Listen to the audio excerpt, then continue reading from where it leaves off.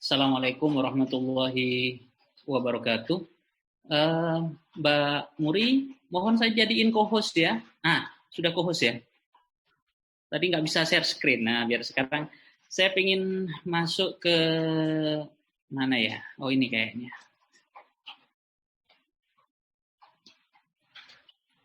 Oke.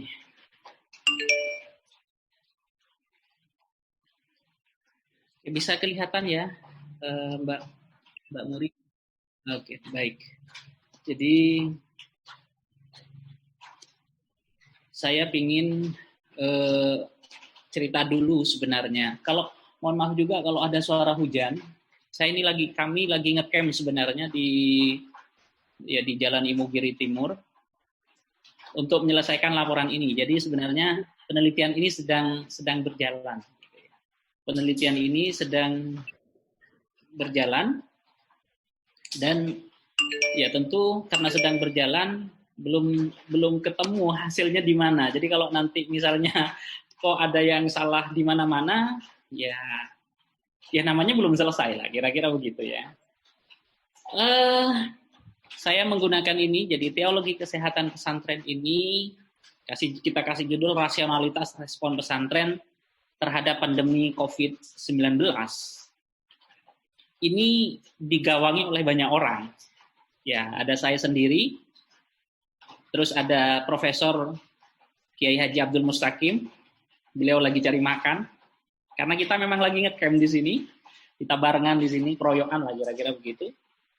Terus kemudian ada Dr. Ahmad Baidowi, ini ahli tafsir gitu ya. Kemudian Saifuddin Zuhri, ahli hadis. Kita juga berdoa untuk Saifuddin ya, semoga lekas negatif ya, lekas negatif. Kemarin sempat positif, sekarang sudah baik sekali. Kita berdoa ya untuk Pak Saifuddin, semoga segera negatif. Kalau sehatnya sehat, tapi negatif, masih positif. Dan kemudian Dr. Kiai Haji Nurul Haq, beliau sejarawan di UIN Sunan Kalijaga. Jadi penelitian ini ya banyak orang dengan banyak keahlian, sehingga kita berharap ini multi perspektif, gitu ya. Mungkin begini, saya tidak akan terlalu terpaku dengan PowerPoint. Jadi PowerPoint ini sebenarnya saya bikin ya biar kelihatan kalau ini kayak seminar lah, gitu ya. Padahal saya ingin cerita saja ya. Saya ingin cerita saja bahwa ada kegelisahan yang menggawangi penelitian ini. Jadi kalau kita lihat sejarah historis gitu, COVID itu kan muncul di Wuhan. Di Wuhan di akhir 2019, itu laporan resmi Cina kepada WHO, walaupun ada yang memperkirakan sebenarnya sudah dimulai pada bulan Agustus 2019. Jadi durasinya panjang sekali gitu kan, ada proses yang luar biasa di situ. Dan baru masuk ke Indonesia, dilaporkan pertama kali pada 2-3 Maret begitu oleh Presiden, kasus pertama di Indonesia. Walaupun ada yang memperkirakan masuk bulan Februari, ya, bulan Februari 2020. Tapi kemudian itu sudah menjadi menjadi luar biasa kasusnya pada Maret gitu. Itu timbul kepanikan luar biasa. Yang kena kasus itu dibully sedemikian rupa gitu, karena dianggap sebagai pihak yang bertanggung jawab terhadap masuknya COVID ke Indonesia. Wah, pokoknya luar biasa. Pokoknya luar biasa. Kemudian pada pertengahan tanggal 15 Maret, Presiden Jokowi itu menyampaikan tentang perlunya pembatasan sosial saat itu di TV. Masyarakat juga semakin panik, informasinya luar biasa. Di sini isu-isu tentang COVID itu berlangsung semakin dahsyat gitu. Hoax dan berita benar itu menjadi sesuatu yang tidak bisa lagi dipisahkan gitu. Bahkan ada riset-riset yang menunjukkan betapa saat itu masyarakat itu tidak lagi melihat COVID itu sebagai virus gitu, tapi COVID sebagai orang. Coba harus dilihat, jadi COVID sebagai orang gitu ya. takut sekali berjumpa dengan orang lain itu takut sekali. Apalagi ketika Presiden Jokowi itu bikin PSBB ya pada 30 Maret. Wah, itu lockdown di mana-mana itu. Lockdown di mana-mana itu luar biasa sekali. Masuk gang ditutup, di portal. Wah, luar biasa lah pokoknya. Sehingga kemudian kita bisa melihat saat itu betapa ketakutan yang luar biasa dan kita tidak tahu yang ditakuti itu siapa. Lewang COVID-nya masih di Jakarta, ya. COVID-nya masih di Jakarta. Sampai desa-desa di Jember misalnya, itu sudah di lockdown semua. Itu kan aneh sekali. Makanya kemudian banyak orang yang sakit atau meninggal, itu bukan karena COVID, gitu. Tapi karena berita tentang COVID. Ini kan luar biasa sekali. Ya memang pertumbuhannya menjadi luar biasa sekali ya, terutama dalam 3 bulan terakhir. Gitu. Kalau awal-awal itu pertumbuhan 5-10 itu ketakutannya luar biasa.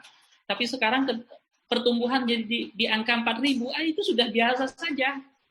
Saya masih ingat sekali ketika COVID itu pada Maret-April ya. Maret-April itu hampir semua jalan itu nggak ada orang. Sepi sekali. Di Yogyakarta itu sepi sekali.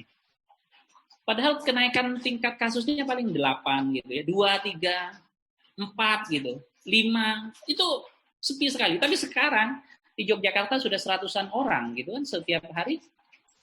Ya nggak apa-apa itu. Jalan-jalan tetap ramai gitu. Makanya di Yogyakarta sudah ada 586.842 kasus 8 Desember kemarin ya. Tentu sekarang sudah naik lagi gitu. Ya kita berharap naiknya tidak signifikan dan jumlah yang meninggal 18.000 orang. Dengan kenaikan rata-rata per harinya itu sudah di atas 4.000 bahkan bisa 5.000 di Indonesia itu. Tapi efeknya itu sudah tidak sudah tidak wow gitu ya. Sudah tidak wow lah gitu, biasa wae gitu. Oh di situ COVID biasa wae gitu. Bahkan kawan-kawan yang sekarang di shelter itu wah enak nenggene gitu. Enak di sini makan gratis gitu kan. Terus kemudian ya dikasih vitamin, dikasih madu, olahraga gitu kan. Kayak sedang lagap apa namanya? Latsar kalau bahasanya Pak Otija dulu itu.